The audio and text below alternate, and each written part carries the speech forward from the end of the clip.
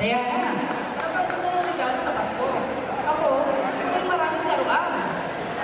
Aaron, sabi ni Inay, hindi importante kung anong regalo matatanggap mo ngayong Pasko.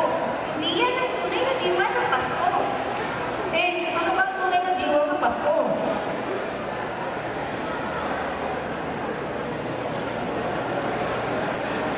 Ang tunay ng diwa ng Pasko is to remember Christ's birth, a great expression of God's love that He gave up His Son for all of us so that we may be forgiven.